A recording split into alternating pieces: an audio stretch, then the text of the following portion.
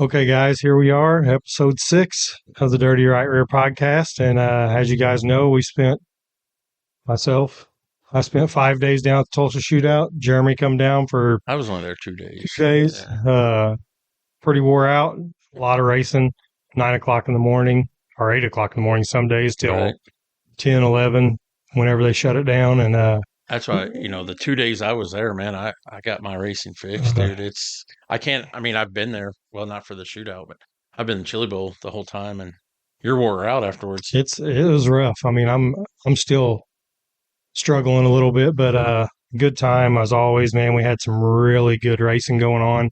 A lot of our guys had some really good ups and some really good downs. Yeah, we're going to touch on all those. Yeah, we'll touch on a lot of that. And I mean, it just it's a great time. And if you ever get a chance to go, I would say go to it, man. It's awesome. And I mean, you ain't got to go the whole week, but you're gonna miss some stuff. Right? You don't go Yeah. all week, but it Yeah. will wear you out if you're not used to it. You gotta take some breaks, go out and eat, pick up some stuff like that, and not just hang out there the whole time because it gets wearing down on you. I was crazy. I left 3 o'clock Thursday morning.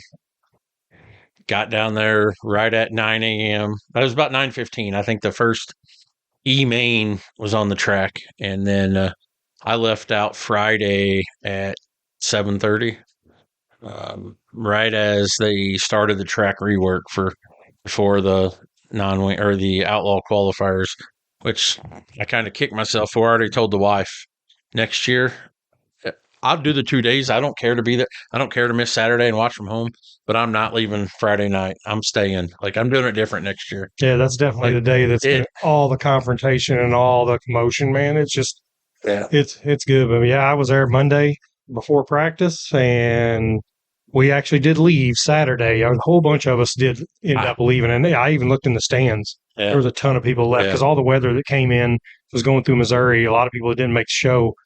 We left, I would say, 3 or 4 o'clock on Saturday, and we really missed one race. Really? By the time they done all the track prep and different stuff like that, and we still watched it on the way home. And then when we got home, I watched 3 or 4 of the features, at home, and everything was fine. But I really didn't want to leave, but I mean, I get it because Matt and them stayed. I seen that. And they didn't come home till Monday. Yeah. And it took them a long time to still get home from there. So it was pretty rough, but I seen the only two locals I know of that was there for the features was Matt and Haley and our mom and dad and Wimpy and his family. Yep. Other than that, I think our whole clan, we went to a friend's house and watched the features, and there was three families there, and all of us had been there. And they left. They left at like 9 a.m. Saturday morning. I think. Got home at 4, and we had a little get together and watch features. It was a good time. But this episode here, if you haven't caught on, we're going to talk 99% Tulsa Shootout, recap it. We're going to hit on the Chili Bowl that starts. When do you leave for the Chili Bowl? Well, probably Saturday morning or Friday or something like that. But we're recording this on Wednesday. The weather outside threw us for a loop on Sunday, so we got a late record, but we'll still release this Friday morning. You might be Tulsa bound listening to this, huh? Yeah, I don't know. I think we're going to try to leave Saturday morning, but with the weather coming in on Friday again, right? I don't know what we're going to do. So we'll see what's going on. But man, next week will be so much easier. Chili Bowl, it's they don't start till 5 o'clock at night, so we can sleep in, do whatever we want. It's gonna be a little easier, but we'll touch on that later. Well, I guess we can. As everybody knows, there was 20 plus locals. Yeah, there was. I don't remember, and I made a list at one time of all the locals, and I think there was 22 or 23 on it. And at the same time, I could have expanded that list to probably include 5, 6 more guys like Sam Johnson. I didn't include him, but technically, if you really want to get technical, he's a local. He's from St. Charles? Yeah, that area. Out in North Carolina now, but I mean, there's so many of them who couldn't keep up with half of them. And then we went down there like, man, we're going to talk to all these guys. We're going to get, in this, and I didn't even get to talk to half of them. Yeah, I told my wife it was overwhelming. I got there Thursday morning. Obviously, he had been there a few days, and I went out and watched my first race. As soon as I got there, I watched as Brody Bridgman's E-Main, and I want to say winged outlaw. And then I went to the pits, and 3:30 rolls around, and I haven't got to watch any racing because everybody's talking to me about the podcast. It was awesome. It was overwhelming, but it was awesome. So it was pretty cool. There was a lot of different people that come up to us and was like, "Hey, man, you guys do that podcast?" Yeah. And I was like, "I don't even know your name, but cool." Right. But I mean, it was pretty awesome. But yeah, I didn't get to watch much with Cole running all 4 classes and then trying to get Zane's car together and going, and had issues with that. And I mean, messing around with that. And then, I mean, I didn't even help Sam's cars hardly at all. They had a lot of other people helping them. So there ain't no way I'd have been able to do all of it anyway. So, I mean, just one car with 4 classes was tough. Yeah. So let's get on and talk about Tulsa Shootout. So this year was a record car count, 1,798 cars. Entries, I should say. That's, obviously not cars. I'd say there's over 1,000 cars there. Oh, yeah. You got most guys run, two classes with one car. And heck, Derek Hagar was running 4 classes with one car. Yeah, they were. Did you see what they were doing? Yeah, changing. I didn't see them, but somebody said they were changing motors every time. Instead of having a different car, they would pull the motor out, put an A-class in, then put an Outlaw in, then put an A-class in. I like racing, but I don't think I like it that much. You talk about work.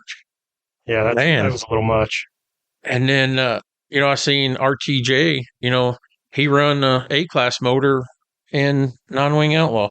A bunch of people do that, though. Because, in the non-wing stuff, you don't, bigger motor helps everything, but you don't need to, it ain't as crazy as the wing stuff. The wing stuff, you need that hog in there. That's for sure. Yeah, but on the car count, wing Outlaw, we had 275 entries. Non-wing Outlaw, 411. Winged A-class, 404 cars. Stock non-wing was the big class, which it always is. 431 entries. That's insane. And of those 431, you had 24 cars make the A-main. Yeah. Restricted, 170. Junior Sprint's 107 cars. So I think Junior Sprint was the only one that was down from normal, which was surprising. But I think they had 120 last year. But man, let's go ahead and talk about the big scandal at the Junior Sprint. Well, there ended up being 6. They did have 3 micros too. Yeah, I don't know if you've seen that report. Yeah, yeah, they had and I think 50% of the people there are cheating, so it don't really matter. But they were just randomly checking cars, and it seemed like every other car that they checked was something was up with them, or tire dope, or I think most of it was all tire stuff. But a lot of people don't understand. You sit there and scrub your tires with that simple green and then grind your tires, it's going to get that stuff in there. I think.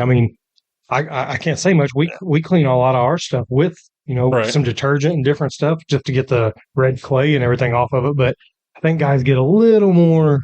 Well, I can tell you, I don't. I had a little bit more free time than you, so I was walking throughout the pits, and the tire dope is real. Oh, yeah. Oh, yeah. You could see the stuff dripping off tires. There'd be puddles under people's tires, and I'm like, man, they're not even hiding it. Well, a lot of them don't think they were really going to check it, because they check it, usually it's a couple of weeks before you get it back. Right. I guess they had some deal worked out where they cut a piece of your tire right there, they check it right there, and they were, from what I read, they were overnighting things. Oh, okay. And there was a delay there, the holiday or something. And I did see, there was 3 juniors and 3 micros that got DQ'd, and then I did see a DQ in the micros in the Outlaw. I don't know if you've seen that, where they wanted to check the motor. Oh, yeah, I did see that. They said no. Yeah. They said, no, you guys can't look at our motor, so automatic. Yeah, that was Anton Hernandez, which was not his car. Yeah, he was just the driver. So he did an interview on Flow, I think, after that, because he wanted to be like, hey, I'm just driving this car, make sure that everybody knew, because he's a pretty prominent driver for a lot of different things. He runs a lot of non-wing sprint cars, and he don't want to be labeled as a cheater like that. And no one really thought that. When it ain't your car, no one thinks that. But all right, let's get on with the. So we had 6 features. First class, we had stock non-wing. Our top 5. Brent Cruz was the winner. Quentin Benson. So is that part of the Benson crew out of Kansas City? They're from out towards Sweet Springs, but I don't think he's related to the Benson. But he runs Sweet Springs all the time. He's been running forever, man. And then Jeffrey Newell was third, Cannon McIntosh was fourth, and Cole Kirkman was fifth. Then a couple of notables. You had Larson in eighth and Sam Johnson in ninth. Remember anything about that race that sticks out to you? Not really. I mean, once Brent Cruz got up there, I knew he was gonna. Yeah, he was killing it, man. He's a driver. That's one of them. I think I already mentioned on one of the other podcasts that, he's one of them I wish would have stayed in all dirt stuff for a while. Yeah. Saying he's going to do Craftsman Truck Series some this year, or ARCA or something. And I guess he's running a midget for KKM at the Chili Bowl.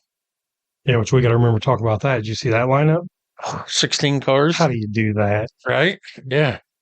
The next feature was the Junior Sprint, and somehow I only wrote out top three, but that's okay. Yeah. Brexton Bush was the winner, and he was He dominated all week. He was. I think that everybody kind of figured he was going to do pretty good because he stepped up into the micros now. Right. So driving that's kind of a slow motion, so to speak. Yeah. And if he got out front, it was going to kind of be over. And I mean, he's got good equipment. Oh, yeah, got a Big Al on the wrenches. Yeah, that definitely helps.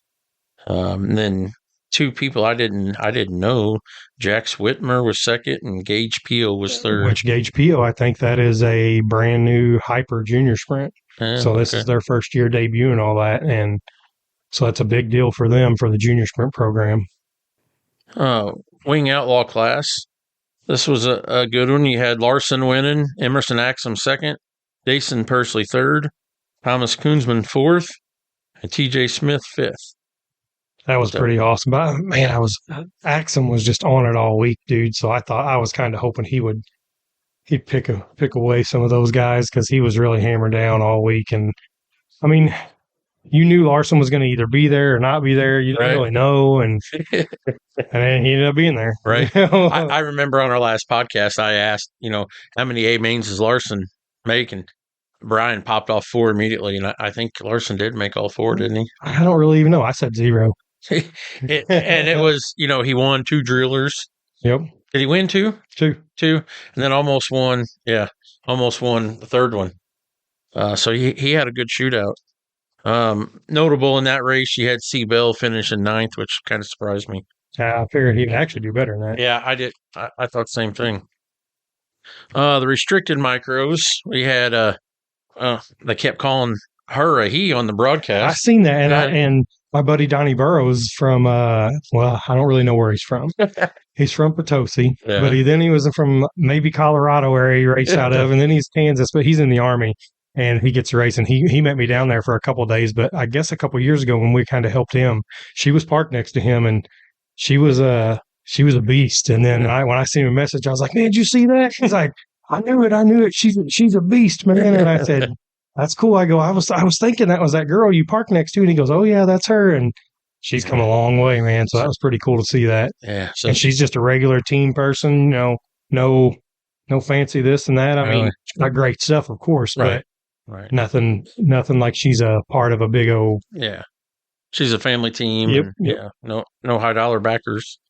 So in the restricted class, Hayden Hansen was her name. She was the winner. Colin Hutchinson was second. Cash Lacombe, which I like that name. Yeah. I don't know. That name sticks out to me. He was third. Then we had a Braxton Uyghur fourth, and Brexton Flat was fifth. Braxton Flat. Yeah. His dad and them are pretty cool people. That Braden Uyghur, he's probably the only. Well, I say that we pulled up in staging for Zane's heat race, and we pulled him up there and get him in the car and everything. And he looked around and he's like, "Hey, how come I'm the only guy in this race that ain't got a mustache or doesn't have a mustache?" And I'm like, "Dude, some of these kids they're wanting that driller. He's one of them, right? His last year, that Uyghur kid, he has a full handlebar mustache and racing against 9, 10, 11-year-olds. Right. And so, but that'll be his life. Now, Cash Lacombe, that's part of Frank Flood's group from Fort City. Okay. So they took him into the development program, and he's quick. Even though, I guess the year 4, I had Bella pass him down at Fort when I was on the wrenches. So Colton's got to make that happen or see what's going on there. The Wing A class, you had Kyle Larson picking up his second Golden Driller. This was a good story of the shootout. Parker Perry running second. Yeah. We'll touch on him in just a second. Had Jet Yentis running third, Cole Schrader fourth, Seabell was fifth, and notable in that one was Joe B. He was 11th. But I seen Parker Perry, his family put out a post, yesterday? Just kind of thanking everybody, and they're another one. They're just a small family team. Yep. I mean, they got good stuff, and they race everywhere, and you'll see them around all the Midwest. But yeah, that was a big race for him. Yeah. He put on there, it didn't have a lightweight part, no titanium, no carbon fiber body, and I thought that was pretty neat. Yep. That's you don't see that often, and I remember that race because I think that's one Larson come from pretty deep, isn't it? Yeah, I believe so. And Perry was doing good, and then it looked like something happened in the right rear suspension of the car. Really started laying over real hard, and then he fell back to like fourth or fifth, and then he did. Drove back up. I was like, I don't know if under a yellow they don't have cockpit adjustments in wing. Yeah, so I don't know. The car was really laying over on the right side, and I thought the tire was going down or shock or something. But I know. He rallied back. He jumped on the bottom there for a little bit after he was beating the fence down, so he may have just found something down there. But, right. And I know Cole Schroeder. I may be wrong, but I think he is the new hyper dealer in California. So this is a big showing for him because he's just switched over from all his maybe D1 stuff. I don't remember exactly what he was running. And he is the new California hyper dealer and stuff. So that's a big deal for him. And Joe B, even though that's 11th, this is 11 or 12 years in a row that he's made an A-main, which I think is the longest running deal, which was pretty scary because he was in all four classes. Right. And that was the last one. He was do or die. Yeah. He had a lot of bad luck, and that's a lot of Tulsa is luck. Oh yeah, 100%. You got to put yourself in the position, but also luck is a lot of it. Let's go on to the granddaddy, the non-wing 55-lap feature. This was, my gosh. If you watch that and you don't think that was probably one of the coolest races you've ever seen, I'm getting chills you might as well. Arm on my hair standing up right now just thinking about it. Might as well go watch drag racing. Right, that was cool. Oh, shoot, I'm sorry.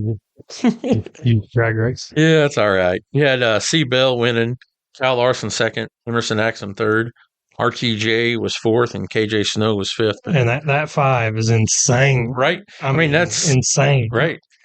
And the wild part, none of that top 5. I don't know about KJ Snow. Does he run micros often? Oh yeah, he's a stud. Okay, California. So the other 4 don't run micros, but once or twice a year. Yep. They're just racers. No, KJ Snow actually works for Hagopian and D1 in California. Yeah. He's probably one of my out of the micro field. He's one of my top 5 guys to watch and everything. He's cool, even though he's like 4'1". He's still pretty cool. How old is he? Is he a kid or? No, he's I would say a 30 ish, maybe a little younger, maybe a little older. So that race there, let's hit on that a little bit. I don't have anything wrote down here, but the show of the non-wing outlaw was Steven Snyder. Steven Snyder, all those 5 right there, they might as well went and cried in the corner if he wouldn't have broke. He passed those. He started 21st. 21st.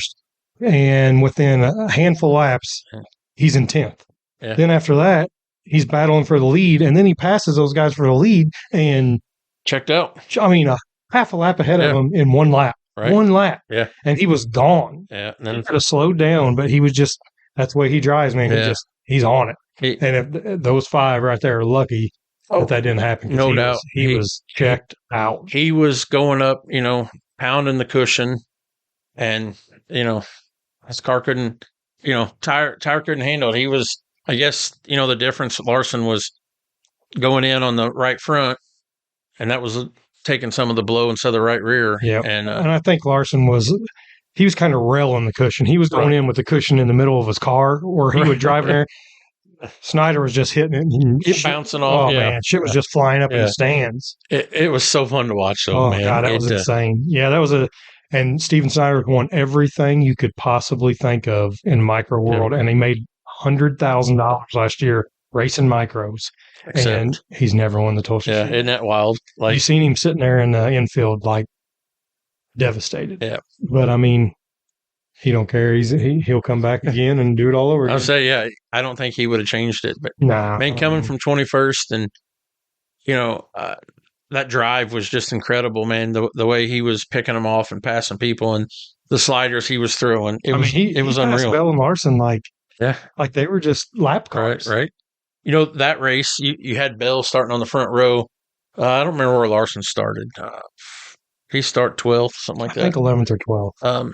And then those two put on a show that the last 5 laps, I guess with 3 to go, Larson got around Axum for a second and then just started running the most ridiculous line you'll ever see. If you haven't seen it, you need to see it. Yeah, you'll have to watch it. He was literally the cushion was up on top of the wall. He had all 4 tires above the cushion, driving down off the cushion and the wall. Off the fence. I mean, it was crazy. The run he was getting was unreal.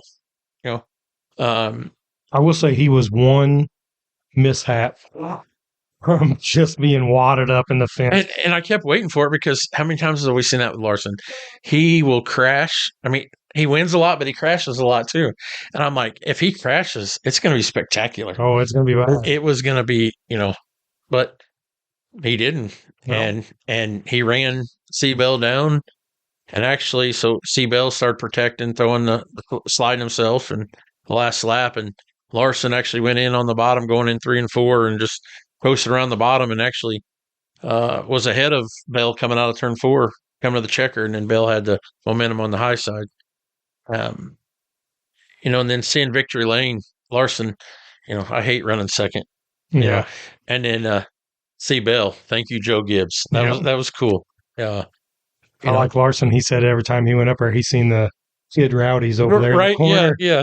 If everybody don't know, at the Chili Bowl, there's a section that's called the Rowdies, and it's just a drunken buffoon fest where you're throwing shit and there's blow-up dolls. That was good. There's all this going on, and I mean, just craziness. You have to get drunk to sit in that, or you'll want to fight everybody in that section because. Remember a couple years ago when they was throwing marshmallows at everybody? That's 100% banned. They do not allow marshmallows and all kinds of stuff. Man, and so this year, you look over there and there's kids from 6 years old to 15 years old sitting in that section throwing shit, doing all kinds of stuff. And Larson said when he was driving around there, he goes, "I seen that."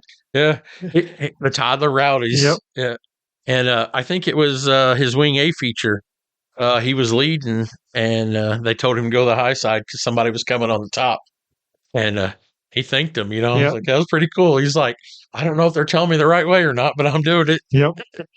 But Victory Lane was pretty cool. I've never seen Seabell so happy. Yeah, that was pretty wild. But, I mean, to grow up in dirt stuff, and he was probably one of the first, I would say, that, everybody talks about these kids that buy a ride with Keith Coons and they buy this and they buy that. But he won a couple, he won, I think, at Belleville 10,000 when McDaniel ran the first 10 or one of the first $10,000 wins and put his name on the map. And I think he kind of got in with, maybe sponsors putting him in a Keith Coons deal. And then when he just exploded and was really good, they were like.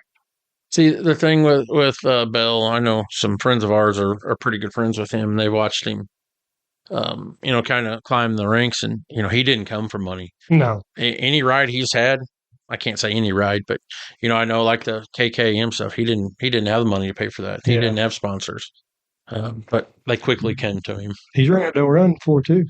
Yeah, I remember that micro. Yep. Yeah, he, he's been what? So he's been in NASCAR for 4 or 5 years now, and driving for Joe Gibbs, and Joe Gibbs does not let his guys run.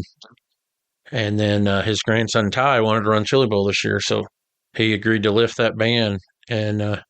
That's where the thank you Joe Gibbs come from. And so Seabell started on dirt, and that's where he got his that's where he grew up, got his name, and you could tell how much that meant to him just to be back on dirt. And he's from Oklahoma, so that's a homecoming for him. Which would be cool to get a lot of those guys back in sprint car. And I know I still think that they do have a ban during the playoffs. Yeah. NASCAR playoffs, they're not allowed to run dirt, but still. Those guys make dirt racing better. Oh, yeah. I seen some people griping, oh, you got these NASCAR guys beating up on the kids, and I'm like, this is how many different. people would rather run against them, right? Just one it's thing, a story, man. I want to bring up, which we'll talk about Brody later, but Brody Bridgman, one of our locals, what is he, 13, 8th grade, 7th grade? His hero is Kyle Larson, and his first race on the track Tuesday night. Who lines up with him? Kyle Larson. Yep. And now Brody can go back to school and tell all his friends, man, I raced Kyle Larson. He's in a bunch of in-car camera on Larson's car. Yeah. Yeah, there's one video where they're battling for 2 or 3 laps. And, I know Brody didn't have the showing he hoped for, but, that's something that he can tell his kids. I've raced Kyle Larson. Yeah, not many people can say that. He should have just put him in a fence and made that would have worked. Yeah. Was you was you standing? I don't know if you was when somebody was throwing the little snap pops. Oh God, those were all over the place. And Megan come through. Oh, was you there? Come unglued. Oh man, that wasn't us, by the way, Megan. But we did get a good laugh out of you. Yeah. Well, I think everybody was getting a little upset about it, but it was cool at first. But then after a while, we even ran over one of them with our car. Yeah, I remember that now. Got anything else you want to talk about, or you want to just kind of cover our locals, how they did? We can cover up I know you got all of it wrote down. I probably wrote down almost the same things, but we can just kind of start going through a lot of them and then talk about them as we go. Yeah. Let's take a minute to thank our sponsor of the Dirty Right Rear podcast, Paul Clark with Clarks Salvage, located on Sims Road off of B Highway in Park Hills. It is Missouri's largest U-Pull junkyard. New cars arriving daily and over 35 acres worth of cars. You can check out Clarks Salvage on Google or Facebook or call 636-232-3795. They are open Monday through Friday, 8 to 5, Saturday, 8 to 12. All right, so let's get back into covering our locals here. We'll start in the junior sprint division. The first guy I got down was Evan Boyd. On his heat, he went 3 to 3.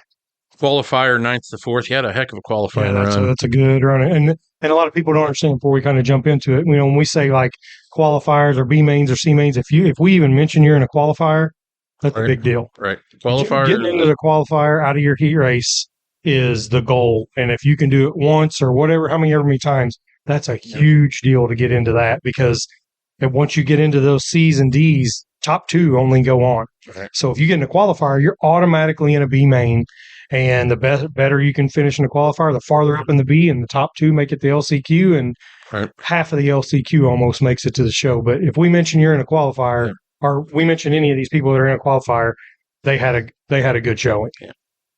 And then Evan, he looked real strong in his qualifier, man. He started deep and drove up to 4th. He was fast. I actually thought that once he got in there, I guess he started 3rd in the B.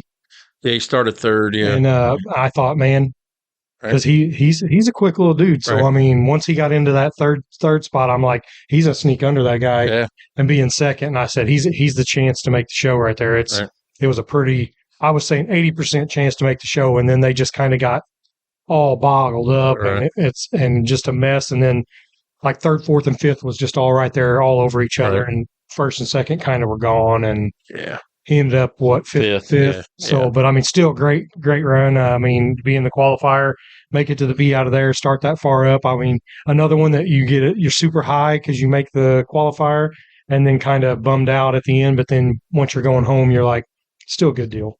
Right. And I don't.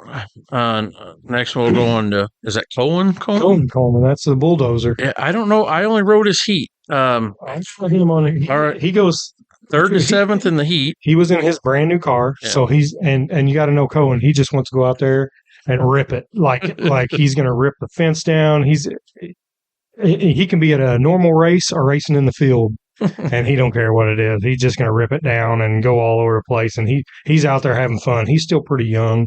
But he was in that brand new Hyper, so it wasn't nothing like his old car. And that was the debut race on that, Debut race on it. He never sat in it, nothing really. So he goes like 3rd to 7th in his heat, which no big deal. He still had fun. Right. And then in the C main, he started 9th and did move up a couple spots, I think, 7th place. So that was a good finish for him. I mean, he didn't tear nothing up, because we call him the bulldozer, because you get out there and he starts getting fast, he's gonna get you. That's funny. All right, next up is one of our podcast's former guests, Willow Coleman.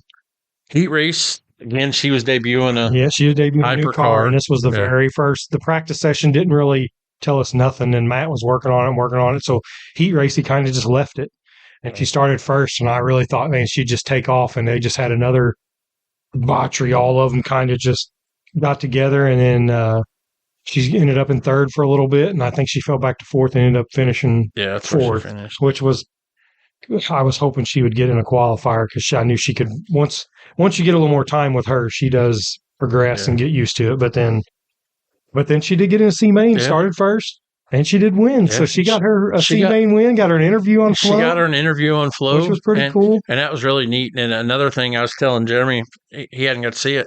Mike Dicely, who owns Hyper, that she drives a Hyper car, was in studio during her qualifier, so he had a lot of good things to say about Willow and the Coleman team, and how good of customers they are. So if you get a chance, go back and watch that. It's a really neat interview. And then Brexton Flatt, I believe is that kid's name, actually interviewed her. Yeah, they let him and Brexton Bush do a little bit of interview. So that was really neat. But she finished, so she won the C, so that puts her in the back of a B. Yeah. And they only take two out of a B, but she runs from 13th, 14th, something like that. 13th to 7th in the B. So she passed 7 cars, and she was moving. There was no cautions in hers. There was no cautions, no nothing. So she was, it's really about the best you can do. That's almost a car every lap and a half. Right, yeah. So she got the hang of it. She was, you got to understand too, man, we're in a building with 1,800 cars, and I'd say 75% of these are kids, and they're wanting to go and do kid stuff, and, man. Something I wish they would change on the junior sprints, they always run last on night 2. And it's 10 o'clock, and they're going out there, And they've been going at it all day long. They've been there 12 hours, like eating all kinds of junk, playing in trailers, just doing And she's boy crazy now, so she was doing all that stuff. And did she call you out on any lies or anything? No, I didn't get to talk to them a whole lot, just because they were all playing with everybody else and doing things. And I mean, the only one I really got to talk to was Zane a lot, just because it was one of my cars, and we were working on stuff. But we'll get to him in a minute. But yeah, Willow had a good showing. I was happy for Willow. She had a lot of fun, it seemed like. The next one, and I don't know much about this girl, Presley Hall. So was this her debut in this was her sprint? Debut in a junior sprint for RS12 Motorsports. RS12. That is actually one of the new junior sprints from the Coleman team that they weren't using anymore, and I think they let Brian and them do something with it. And then I guess Neubauer and I don't know his woman's name, his wife's name, Gabby. Gabby, maybe. Yeah. I know that's her daughter. Okay. Yeah. And I know they went out there. They had some issues with the motor for the heat race. They put it down on the ramp, wouldn't start, and then I think she ended up running a C or D. C main. She went 12th to 10th, but 12th to 10th. That's pretty big stage to debut a junior sprint. Oh yeah, for sure. Good for her. I think their plan, from what I understand, is to run the junior sprint a lot this year. Yep. At Coles County, and so I'm sure they'll be back next year with bigger plans, bigger goals. The next one we're going to touch on is Xander LaRose. And he's another one with the RS12 Motorsports that had some problems in his heat race. Yeah, I don't know what. I talked to his dad about it, and something with the carburetor. Something happened in the carburetor, and it just fell back. And he said it was kind of his deal. He messed up. He didn't give it to his boy. He didn't give him the car he needed, and it just sucked for him. That's just the bad luck. That's part of the Tulsa luck that sucks. But then you could tell when he went out for the C, it was running great. Right. He started 8th, I guess, and moved up 2 or 3 spots. Got 6th. I think finished in 6th in C, and that was his kind of Tulsa. But that's just the beginning luck, man. Something stupid like that happens and ruins your week. Vander's young. He's what is 6? He? Yeah, I was going to say 6. I think he's just of age to actually drive it. Yeah, he's a quiet one. I tried to get him to talk to him a couple times. I've talked to him when he comes over and talks to the Coleman kids, and I've tried to talk to him. It ain't happening. He don't say a whole lot, because I was like, man, we need to get him on the show, but I don't know if we could get. I don't know if he could. I don't think he'd talk enough. Me and his dad did talk about trying to get him on, and he's real good friends with Tyler Erb, and Wimp's like, well, we might be able to get Turbo on and see if he could get Xander out of his shell. I'm like, yeah, might be worth a shot. Final junior sprint I want to hit on is Cruz Parson. I know that team went in with a lot of high expectations, and they had a lot of speed. That's no luck to go with it. Yeah. Heat race, he went 4th to 3rd, put him starting 7th in a qualifier, and I believe was up to 4th in the qualifier. Now, I want to say he fell back, had to start in the back. Something happened and he started in the back. I don't remember. I don't remember if that was the qualifier or the B. Well, so that was the qualifier. So he was running, I want to say he moved 4th. Up some. Yeah, he moved up some spots. And then a car jumped him on a start, and you could tell it just messed him all up. Yep, and something happened where he ended up got pushed all the way back to the back and then ran it all the way back up to, I think, 9th in the qualifier, which, as I said, qualifier is a big deal. Yeah. Well, that's still really good to even make it to the qualifier. And then B main, he started 10th, and that's one first lap, first corner, got bonsai'd, run over, fell back to 14th because he stopped, they threw a yellow.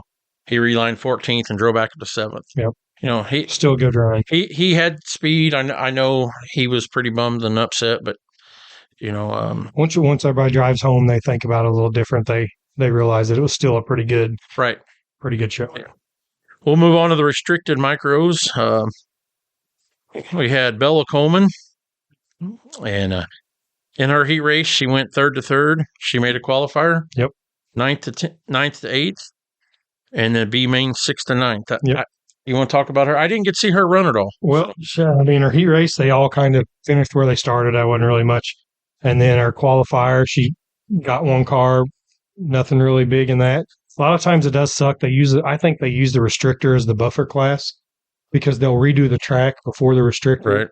Or they get the end of it. Right. And so it kind of sucks. You don't see a lot of passing on the restrictor stuff, even though they can't. But then in her qualifier or in her B, she got up there, and I don't remember what happened, but she got pushed back all the way to the back, and then she got mad.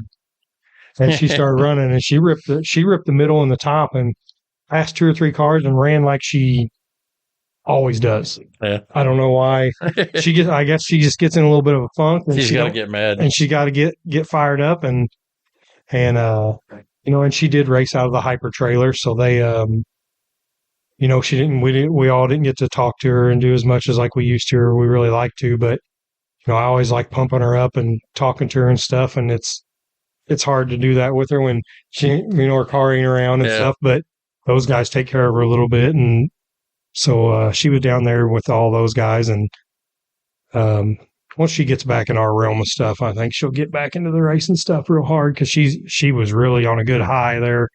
Middle of the year last year, we went down to Port. She ran really good, so I think she'll get back at it here for too long. And we had Rowan Edgar. Her heat race, she went 7th to 4th, so she had pretty good heat.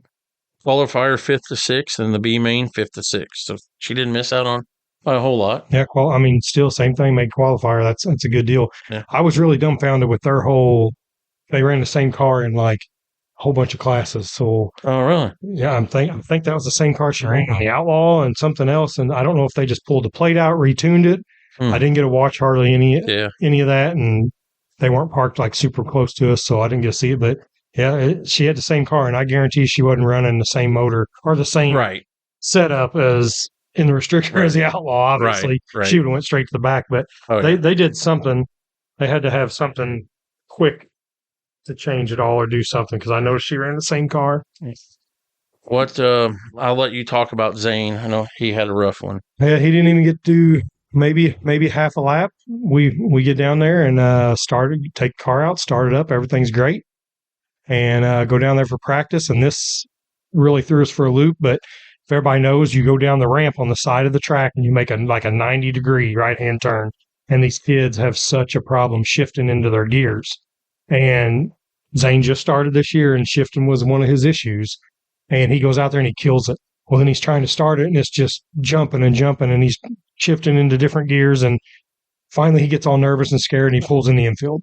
And so we're like, well, he just didn't get it in gear, but we couldn't tell. Well, then a couple of people said, hey, a car was popping and snapping. Well, it only ran 25 feet, so we couldn't really tell what was going on with it. We couldn't diagnose anything because when we just started up, it was great.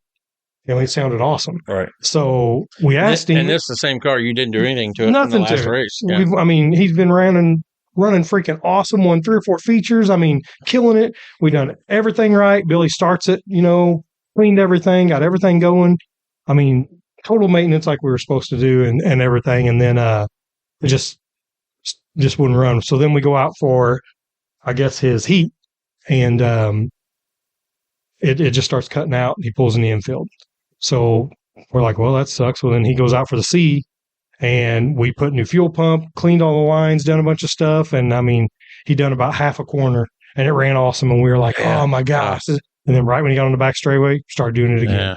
So we're pretty much done. But I mean, we had Joe B hook it up to his laptop, check it out. Everything was fine. So we're still at 100%. Have no clue what happened to it when we did everything right. But we got some help coming, and we're going to put it back on the dyno. And so Pruitt's actually is the one who hooked us up with the injection, and he's actually going to get it all set up for Zane. And he's been great with Zane and Billy, man. I got to give them a big shout out. He's really helped them out, and anytime there's any problem, he just wants to help, and that's awesome for someone that we don't even really, we didn't even really know, man. Right. So hopefully we get that fixed, and everything will be good. All right, we'll move on to now. I mean, the next few guys we're going to do, they run pretty much all 4 classes. So first guy we'll talk about is Brody Bridgman. So Brody made 2 qualifiers, which 2 out of 4, that's pretty big. That's pretty big. Wing day class, we'll start there in his heat. He went 10th to 5th. Qualifier 12th to 12th, and 18th to 9th in the B main. So he moved up pretty good in the B main, but start 18th. That's pretty deep. That 18th to 9th, I think that's when we put the Dirty Right Rear podcast sticker on his car. Yeah, and he went really fast. Doc 9 wing in his heat, he went 5th to 3rd. Qualifier 14th to 14th, and B main 10th to 8th. So far in those 2 classes, he pretty well went forward just about every time he was on the track. Yep. I think he had a good showing, man. Even though they didn't, everybody wants to make the show and all that stuff. But I think for being 13 years old or whatever, running all 4 classes against everybody, I think he made a great showing. And that's just another small mom and dad son team. Sure. Her pit crew was mom, dad, and Grandma Jenny. Mm-hmm. That was their crew all weekend. Winged Outlaw. 1st to 6th in the heat, C main 7th to 5th, and he had a lot of speed. I seen the C main. He had a lot of speed, just couldn't go nowhere. Non-wing Outlaw heat went 8th to 10th, and the C main 9th to 7th, and that concluded Brody's 4 classes. But being 13 years old and making 2 qualifiers, I don't think they've got anything to hang their head about. Nope, that's good. I mentioned Ho-Ho though. It's Ho-Ho. Oh, that's Cruz. Yeah. Well, we'll go back to Ho-Ho. I hung out with Ho-Ho a little bit this weekend. Yeah. Ate some chili with Ho-Ho. Ho-Ho was a good time. So we'll go on to Cole next. Cole had a up and down, to say the least, man. I know Thursday night, Cole and the team and Jeremy, myself, his dad, everybody. I mean, I'm not part of the team, but, fan of Cole, and man, on cloud 9, was in 4 qualifiers. I mean, we made 4 qualifiers, and I couldn't believe it, man. I was like, we're putting something in the show, and we were just on cloud 9, sky high, man. Right. The best you could be putting in 4 qualifiers. Yep. I mean, there was 16 people. 16 people in the whole building that did that. And it was a who's who of the racing world. Oh, yes. It wasn't Cole. I mean, not to say anything bad, but Cole was probably the bottom guy in that 16 to do that. Yeah. And, because that's, you go through Larson, Seabell, Emerson Axum, guys like that, race for a living. And then you had Cole Tinsley, who's, a local guy that. I mean, all he does is win $10,000 to win shows. But we'll touch on Cole here. His wing A class, 2nd to 2nd, which I put him in a qualifier, 13th to 7th, and B main started 3rd and finished 3rd. And he ran 2nd, like 80% of that race, man. And I mean, I think that one almost hurt him worse than the other one because he was kind of sitting duck. He was, He was out there, I mean, kind of by himself. There was a guy on the top. I don't even remember who won. He was on the top, and Cole was on the bottom, and they were 3 or 4 cars away from each other. They weren't really battling each other, nothing like that, and they were kind of out on their own. And then one car just rips the top and was just either going to wreck or get 2nd. And Cole was sitting there, and he passed him with maybe 2 laps, 1 lap to go. Was that Lovenberg? I don't remember. I don't. Maybe not. He passed him with a couple to go, and I mean, he didn't even know he was coming. So he sat up at the top of the ramp. We pushed him back. He was pretty upset about that one. But I mean, you're 1 spot from making the show. Yeah, that sucks, but still, it is what it is. Stock non-wing. He started on the pole, won that heat. Qualifier, he went 11th to 9th, and B main 7th to 8th. So that was another one that it was that race. Yeah. Those were all fast races done, and there wasn't nothing going on that. Right. Yeah. One of those races, I remember even saying, I don't remember who I was standing there. I said, man, that was the most boring thing I've watched in a while. Winged Outlaw in his heat, he went 8 to 5. Qualifier 12th to 13th, and then the B main, that was kind of 11th to 11th, but that was the same deal. Well, the Winged Outlaw, that's when he got wrecked, when he got into the back of Joe B. Oh, yeah. Never mind. Somebody got into Joe B. Was it KJ Snow come off the wall? Joe B spun in front, and then everybody kind of piled up in there and put a little hole in the front or in the wheel, and didn't even take the green. Yeah, didn't even get a lap in on that. So that was a bad deal. And here's the one that stings a little bit. Non-Wing Outlaw. Man, he was fast. 8th to 3rd in the heat. Qualifier started 6th. He drove up to 2nd, which is a lock. I mean, would have been a 6. He would have started 10th if he would have in the A main. Yeah, in the A main had he finished 2nd. And was it coming to the white flag or it was the last lap, last corner? Yeah. There was. I'll let Jeremy explain. I mean, all 3 of them. There was 3 guys, all big hitters. And all 3 of them were coming into the corner, and you know what happened is what you expect when the 3 guys like that, they all left it to the floor, piled in there, and 2 out of the 3 paid the price, and Cole was one of them. He got hooked up on the guy actually hooked up on the muffler, so Cole couldn't take off. And I mean, that was just heartbreak. I mean, because we were up there like, this is insane. We're in the show. Yeah, 2 corners away or a corner away from being in, and it was awful, man. And I mean, it really wasn't. You know, most of them you're like, man, that guy screwed me or this or that or whatever. But I was pissed. I was mad. I was still mad, but I mean, they were all going for the same spot, the same hole, and actually, I think it might have been Kel Drake that was driving that driven car. It was, and he was about to go in the infield though. Yeah. So I don't know if he even seen what was going on. Well, so they come out of 2, and I didn't realize it at the time. Cash Lovenberg was the other car, and Cole was running the high side, and he went down the track to start the block to kill the slider going into 3. Well, when he did that, Lovenberg got in the back of him, and that's what turned him in. And that's what caused him and Drake to really get together. And I didn't realize at the time. I remember I was so mad. I was like, I said some unnice things about Kel Drake. And it was a racing deal, but I was mother effing Kel Drake. But it wasn't his fault. But, you know, it was a racing deal. Like I said, 3 guys that weren't going to lift. But that's what you expect from the Tulsa Shootout. Because, you know, that right there, you know, that was for all the marbles. That was everything right there. I mean, and then none of them came out of it good.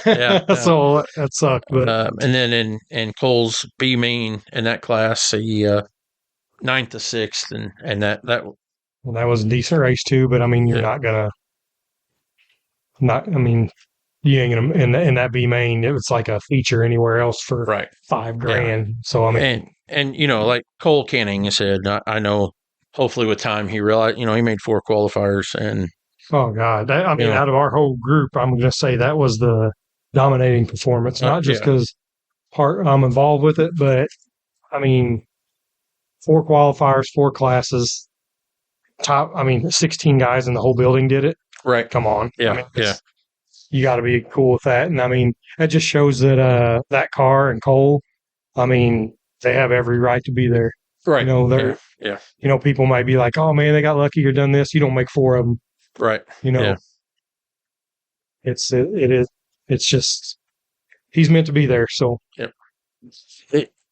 he's not a flash in the pan. No. I think that's what you're trying to say. Yeah, I couldn't think exactly what I was trying to say. But, you know, he's a who's who of a micro driver. You know, he might not win but he can run with any of them. Yep. And this week showed that, and and that was in your car. So that had to make you as a car owner feel.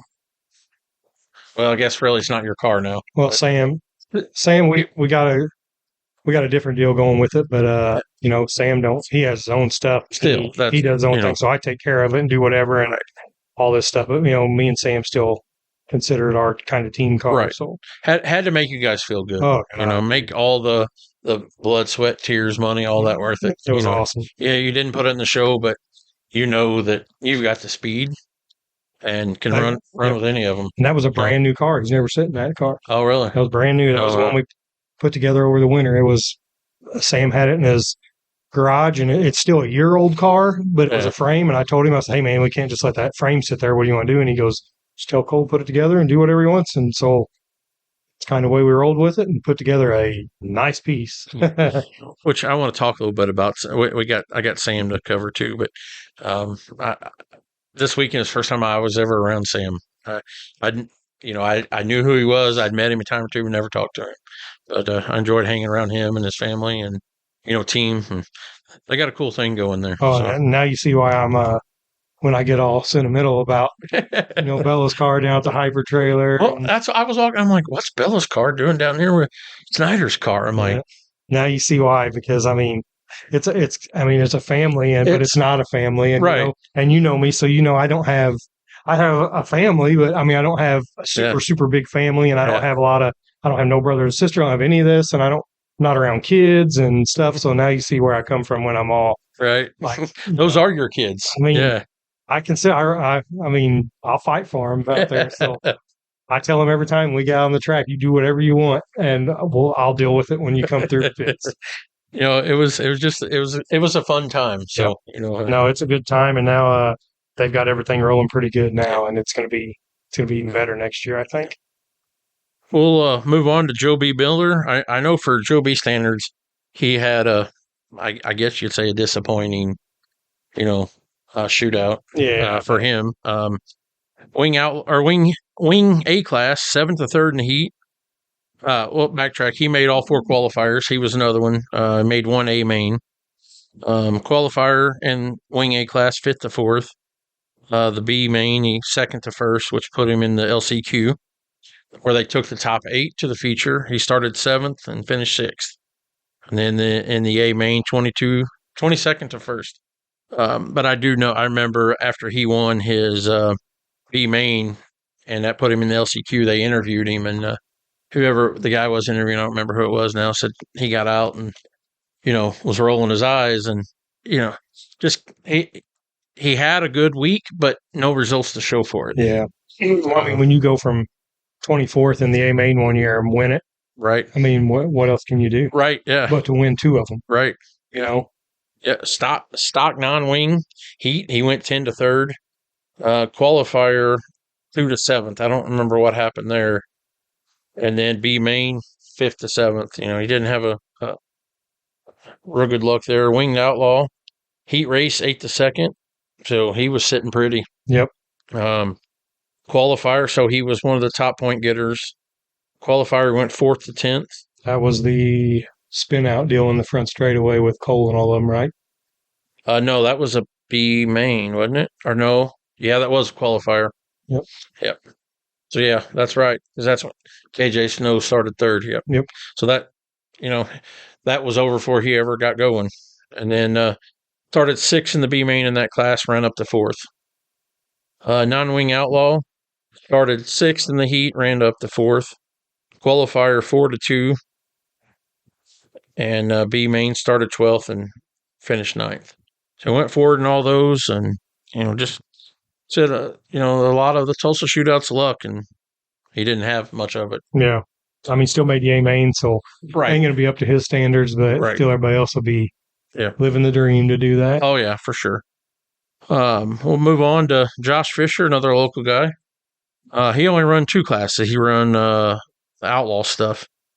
And wing outlaw, he had a good heat race, 8th to 4th. He made a qualifier. Went 8th to 13th. Or started 8th, fell back to 13th in the qualifier. B main 10-10. So not a bad showing for Josh. No, I mean, I think that's his first time doing that too. And I mean, for him, just, he had a heck of a year this year, winning all kinds of features at Doe Run and stuff. And so, I mean, for him to make the qualifier down there, that's another one where he's got to be driving home saying, yeah, I mean, maybe he did finish 10th in the B main, but he made a qualifier with, the biggest names out there. So, I mean, to be somebody like a local Doe Run guy, I mean, that's you still got to be living on cloud nine there too. His non-wing outlaw, he didn't have good results there. Started third and fell back to 10th. I'm going to say maybe in a wreck. I don't know. I didn't see that. E main started 9th, ran up to 2nd, so had a good showing there. D main, another good showing. He started 11th but ran 5th, and they only take 2. But another real good one because he don't run non-wing. Right. Yeah. So, I mean, handful of times. Yeah. So I mean, for him to make qualifier in the wing and have the year he had, that Tulsa Shootout's definitely a big positive for him. And if he don't think so, I'm saying so. Right, so he just needs to roll with it and go into next year, and he should still be on a high. I remember probably his first time ever running non-wing was at Doe Run, and back was when Bobby Johnson was alive, and Billy Joe Beard wanted to run non-wing, and Billy Joe's dad put up like $500 or something just for the purse or something. I don't remember. Maybe it's 200. I don't know. Put up a little bit of money for those guys to run non-wing, and I'm pretty sure he won it that night. So that was 6-7 years ago though. Let's go on to we'll talk about Max Crabtree. Max had a really good showing. He made 3 of the 4 qualifiers. Got some TV time on Flow. So winged A-class. He got a lot of TV time. Did he? Yeah, we got that big old fight almost with that hillbilly kid. Yeah, see, I missed all that. Yeah, that was a good one. I like that. It was pretty good. Tell us about that. Well, I think it was me and Billy standing there. Maybe, me and Billy or me and Matt, and I seen Max and this other kid just battling it out there, just beating and banging on each other. And I seen Brian go running over there to staging. And I was like, I didn't see anybody else go there. I said, let's go. So we go over there, and I didn't have no dog in the fight really, but of course they're from our area, so I'm ready to fight. And I was like, I just stood in front of the car and I was like waiting on this kid, and this kid did get out, but he tried to jump the little barrier and got himself caught on there, made him look like an idiot. Then he started shoving on the officials and everything, and had officials yelling at him. I told that official, I said, hey, don't be a puss, man. I said, he can't be pushing on you. Throw him out. And that official's like, oh, yeah, you're out of here. And I'm like, Jesus, man. And I mean, this kid, he was barking all the way back to the pits. It was ridiculous. All right, so that was 2-1 in the heat. The qualifier, 6-10th, and B made 9-9. So there's another one. He made a qualifier. Stock non-wing heat race. He went 9-3rd. Won his qualifier from the pole. And that put him starting first in the B main, and he fell back to 7th on that. That was another one, man. Those guys took off, and everyone got all piled up and jumbled up and this and that. And I think he went first to like 4th in like a corner. And then from there, I think he just got all flustered and all kinds of crazy. But the stock classes, that was all in a car he's never drove. So that was pretty good. That was that other guy's car that he was driving for. So that was still pretty good. Yep. Anytime, you can start on the front row B main and a qualifier. Yeah. You're having a good week. Winged Outlaw heat race. Had a good one, 10-5. Qualifier 9th-9th. And the B main didn't really go anywhere, 7th-8th. But still not a bad showing, Winged Outlaw. What? Non-wing Outlaw, 3rd in the heat. And the C main started 5th and made it to 3rd, and they took the top 2. But still, I think you got to look back on Max, and you made 3 of the 4 qualifiers. So and I think that's his first year running everything, and right. I mean, you still got to be pretty pumped up about that whole situation. Right. Yeah. Devastating at the end with one car out for making the show, but also you're one car out. Right. Yeah. We'll go on to. I believe this is the last guy I got to talk about, Sam Coleman. Winged A-class heat, 4th-5th.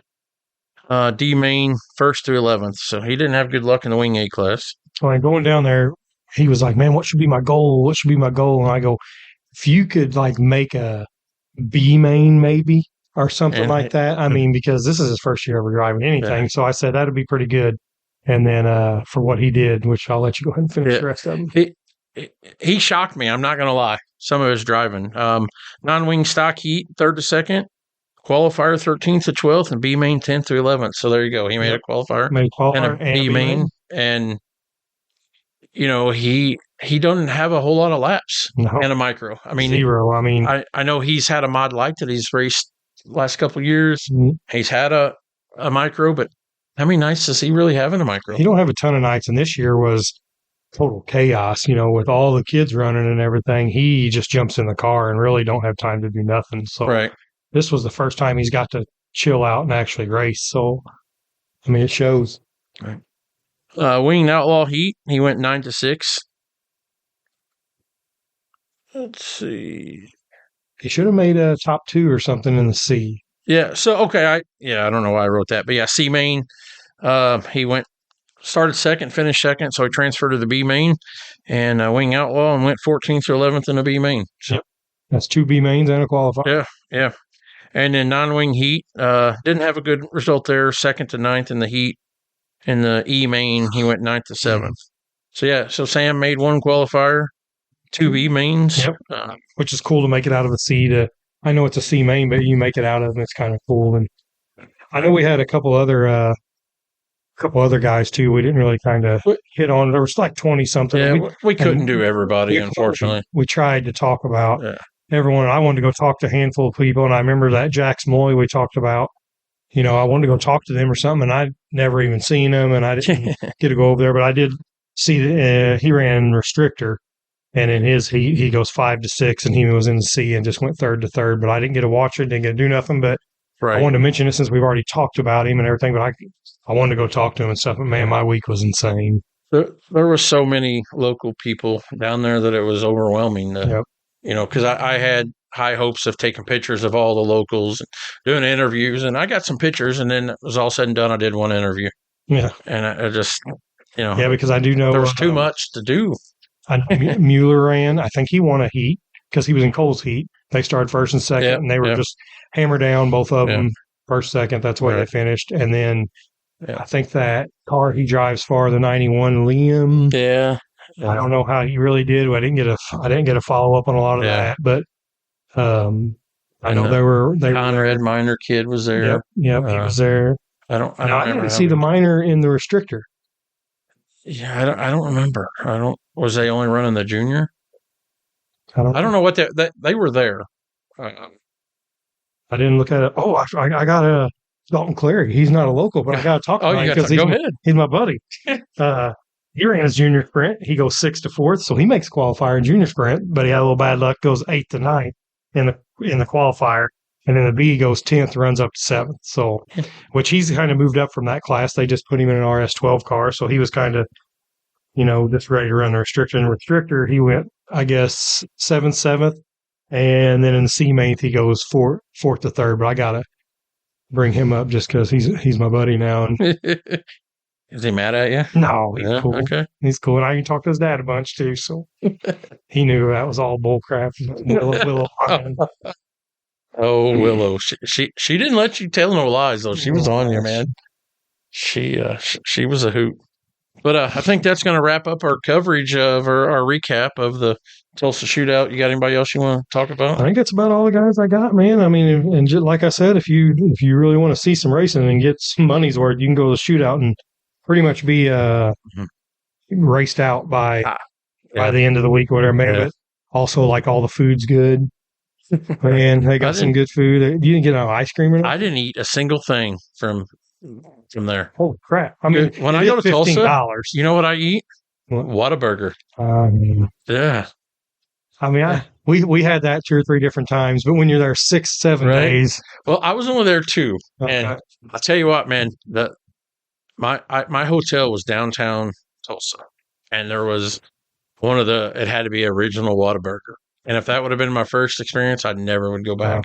They're all getting pretty dirty, but man, it was brutal. I just like how you get one of their burgers and it looks like somebody in the back just beat the shit out of it, and it was hanging up on a punching bag, and then they just throw the crap all over it. I mean, it looks like it's just the most beat up thing you've ever seen in your life. I mean, and I know everybody compares it to Sonic. Sonic is fancy. That's fancy burgers compared to Whataburger's. My thing is, and I'm talking about looks. Yeah. I like the Whataburger better. If Whataburger is good because it's somewhere we can't have unless we go somewhere. If we had a Whataburger in Park Hills, I'd eat it as much as I eat Sonic. Yeah. A couple times a year. I won't eat Sonic because they're drive-through. They don't have drive-through except for Farmington. I hate pulling into that little thing. I absolutely no talent. You can't drive in between. I can do it, but it's just if you got a truck or anything, it's crappy. It is. It sucks. Yeah. I don't want that fancy burger. If I want that, I'm gonna drive to Whataburger, get that beat up thing.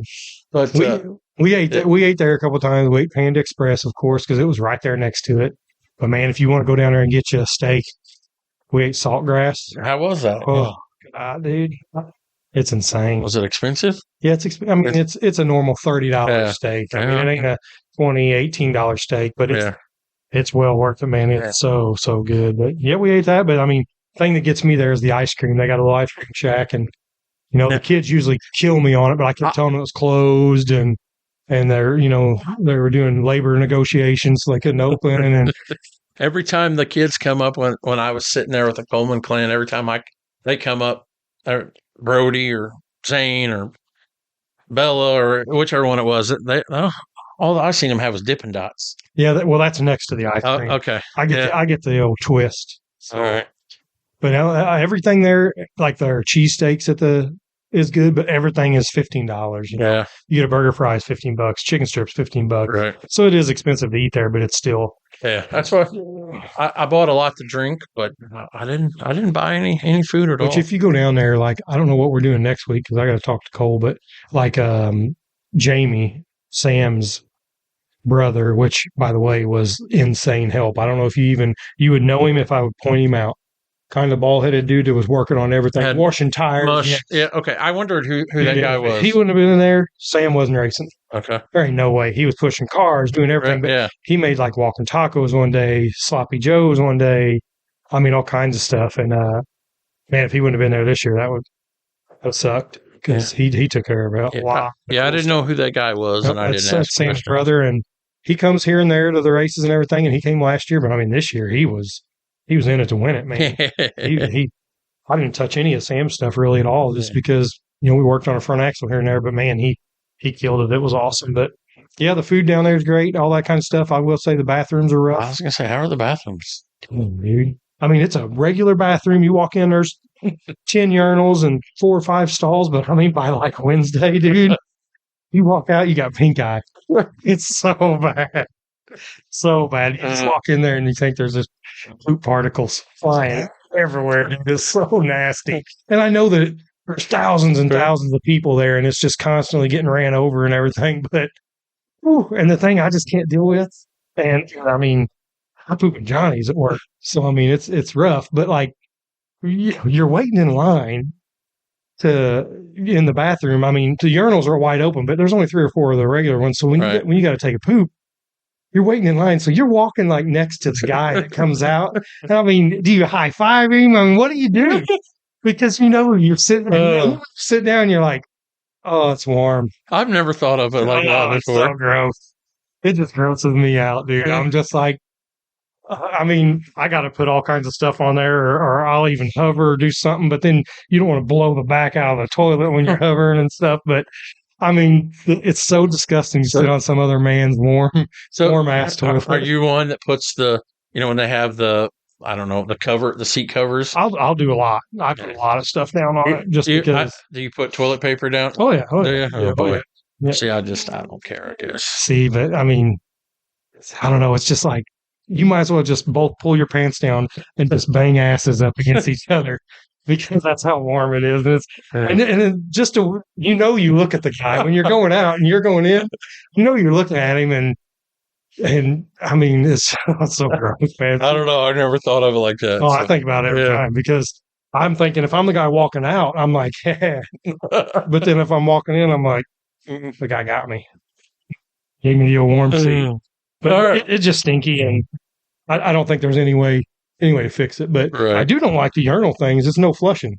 Yeah, I think that makes the whole thing stink even worse with that environmental. You pee in there and it just sits there. I mean, I don't see how that's any good. But whatever. Oklahoma for you. Yeah, Oklahoma. They don't care about nothing down there.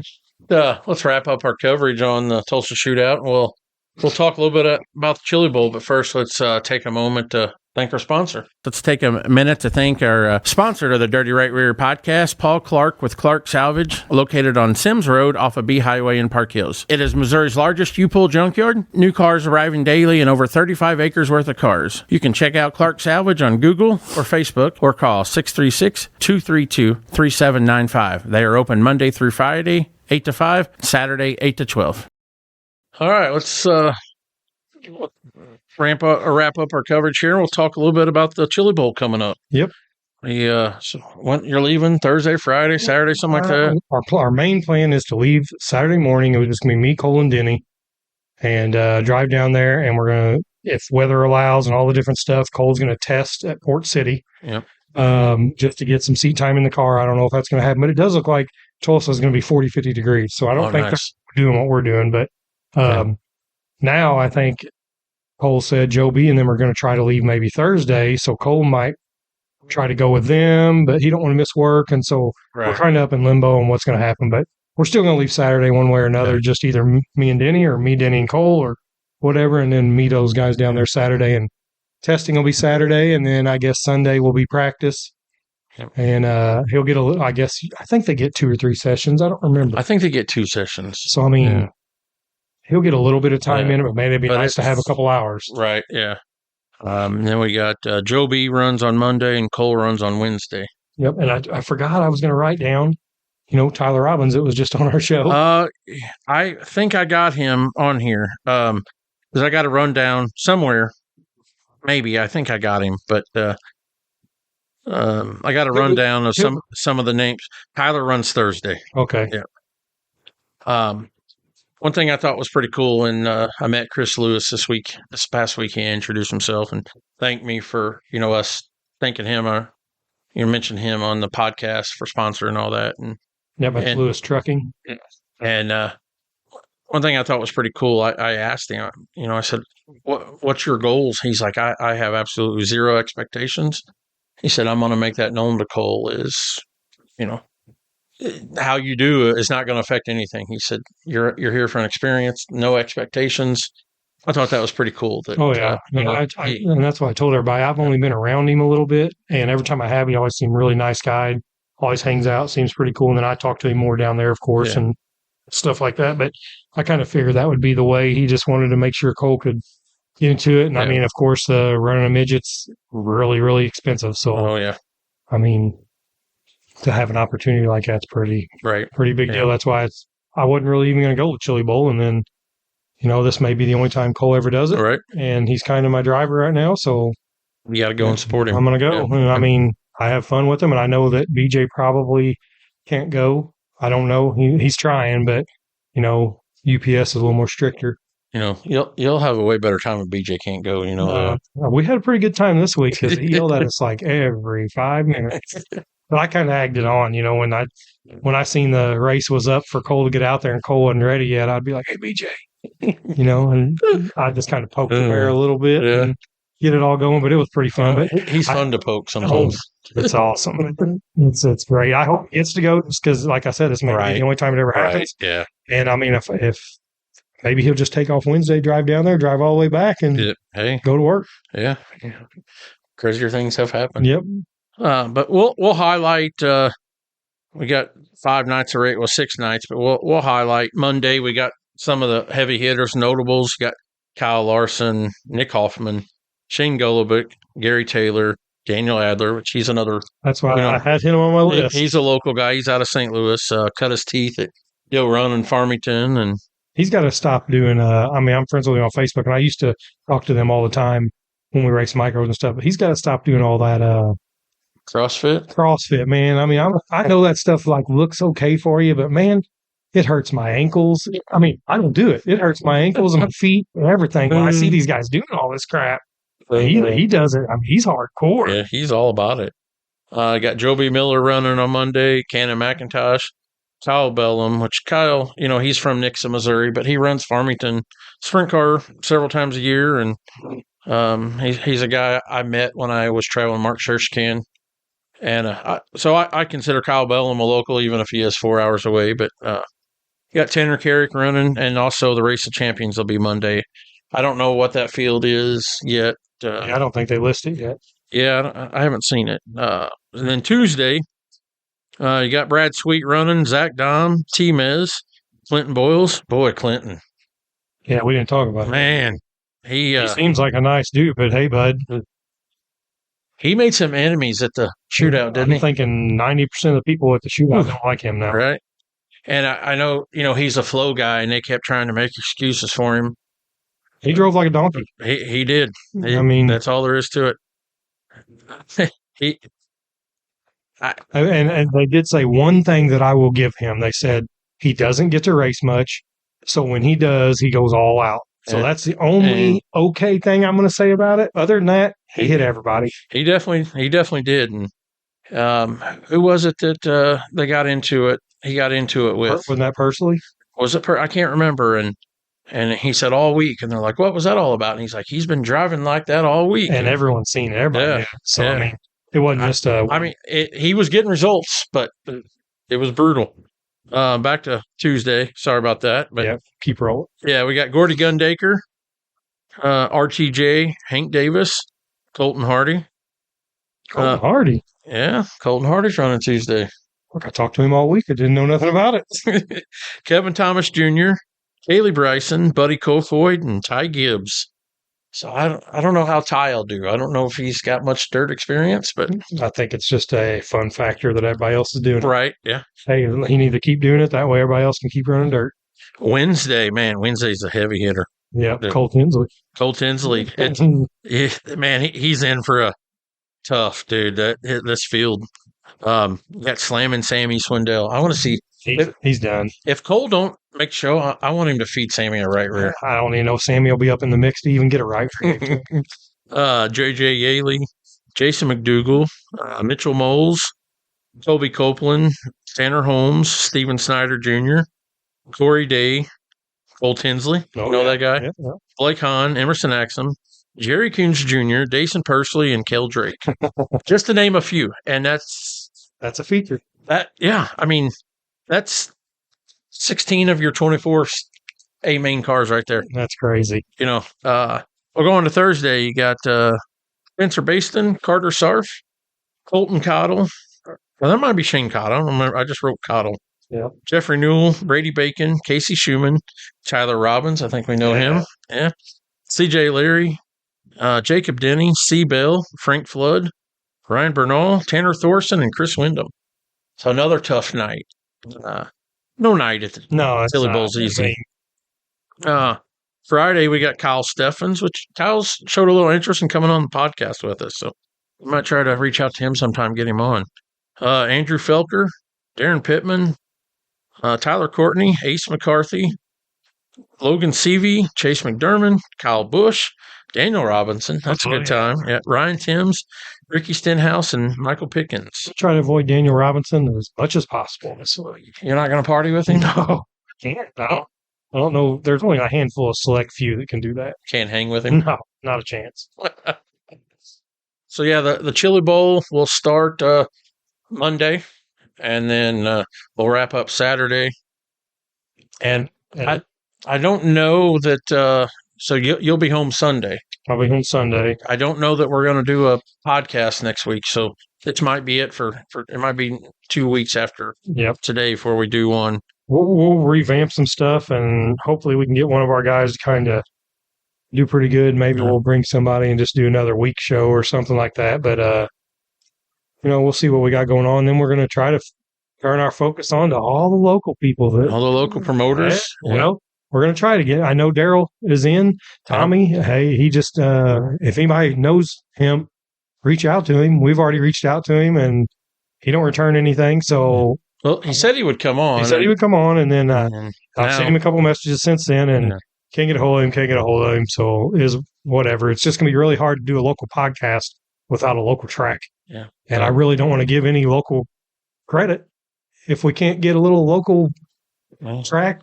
He's got to give us info some time and too. some good stuff. And I'm trying to be as nice about it, but and we are going to be, everybody knows that Tommy isn't everybody's favorite person, but we're going to be professional. We bring him on.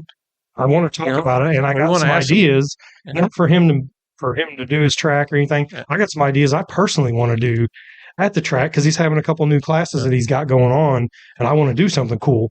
And I'm not going to do it if I can't, and it's just money in his pocket. So we're going to try to get him on here. Maybe he's got busy. I know he does all that other stuff, but I mean, help us help you. Right. I guess I'm trying to say, we're not going to put a big old blast session on it unless we get in a big old fight again. And then I guess maybe we will, but I don't know. But I mean, we're going to try to, it's going to be really hard to do a local podcast if we don't get to get a little, we need to get him on. He needs to be involved. I know, man. It'll happen. Daryl said, he'll come on. Daryl's game for anything, man. Daryl, we can put some and I actually hooked up Daryl with, I think the Maua guy. Yeah. Wanted to get a hold of Farmington to run a Maua sprint car race. Joe B's dad said, hey, man, you need to give him this. So I called Daryl while we were at the shootout, and he's like, yep, whatever, man. I'm all about getting any kind of series in here and whatever I can do that they can afford. And he's in. So I know Daryl will come on, and I seen him do some more rules and some stuff, and I don't know about the stock car class. I don't get it. I don't know what that is. So I have to do way more investigation before I want to talk about it. But I know there's a hobby stock maybe. Hobby stock. And a hobby stock where if you got a little more money, I don't really know. Yeah. So I seen the guys really raving about it, and then a couple not. Yeah. I did see somebody though bitch about having to pay 2 pit passes if they run 2 classes. Yeah. That's part of it, I mean, come on now. Yeah, that's standard anywhere you go. I don't get that, but whatever, dude. Right. And I don't know who that. I can't remember who it was. Yeah, I don't remember either. But I mean, I'm not saying. I mean, are you stupid? But we'll have. Come on. We'll have Daryl on. I've reached out to Josh at I-55. And I believe he said mid-January the sale would be final, and he wants to come on. And I've talked to the guys at Benton; they're down to come on. And then up at the Tulsa Shootout, somebody was it Rick told us that Kenny Dobson wants to come on with us. Yep, which is the Maua guy. Maua, and he has Jacksonville. He said he wouldn't mind to do a show, but I remember Rick. I just thought about the WFO deal. He said somebody wanted to join big with the WFO compared to the stuff that he already has, and he's trying to figure out how to incorporate it also. Maybe even some more big news with the WFO micros. Which I talked to him Friday a little bit more about that, and he said that was probably that money was going to go into covering the cost of the series. Was kind of what he was thinking, because it costs a lot of money to do all that. Oh yeah, and they was paying. I guess Brian was paying that, and so a lot of that is going to cover that. Is kind of what he was thinking, but he still wouldn't spill the beans on who it was. I'd still just see Brian say about his top secret race on like the 28th. Yeah, the OMG TBA. Wherever it was on the list. Yeah. And the more I think about that, I bet it's late models. Yeah. Because he said the micros wouldn't be there. Yeah. Yeah. I don't think he'll do a sprint car. No. But would he do a MOA show? I don't know. MOA, sometimes they used to run on Sundays. So I mean, they tried Belleville before, I believe. Yeah. I don't know. Yeah. We'll see about it. But yeah, as far as that, I mean, that kind of wraps up our shootout, Chili Bowl, and everything. I mean, if you guys get a chance, watch it. I mean, I know you got to pay for it and all that stuff, but well worth it. It's a lot of racing for what it is, and you'll almost get tired of it. And it'll be a little different because they run a full schedule. Yeah, heat races. And Chili Bowl's only 5 p.m. to about 10. Yeah, you ain't right. Except for Saturday. Saturday will start at 9 a.m. and go till midnight. Yep. Nonstop racing. Man, that's some of my favorite. I love to see when a big name guy has trouble on his qualifying night, and he'll start in Maine and see how far he can advance up. That's always fun to watch. It's definitely a good watch. But I mean, just so everybody knows, after that, we are gonna dive into a lot of local people and get some local people on here and talk about. Let's get some modified stuff going. Modified, yeah. We've already had a modified guest. We need a sprint car guest first. Oh, okay. We already had a modified guy. I was trying to get some kind of big body car on there or something. I don't even know. Mm-hmm. But we'll get to all that, and I think we'll get a lot more people kind of more involved, because I know everybody's going to get tired of hearing the micro stuff, but that's what we like, and that's what we're doing right now. So, and the support from the micro has been huge. It's huge, man. I mean, you guys can get us all the views that all the micro guys get, then we won't talk about micros. But I don't think you're going to get that. Yeah. You know, also, I mean, that's about it. All right, let's call it a wrap on episode 6 of the Dirty Right Rear podcast. Yep. Thanks for tuning in. See you guys in a couple of weeks. See ya.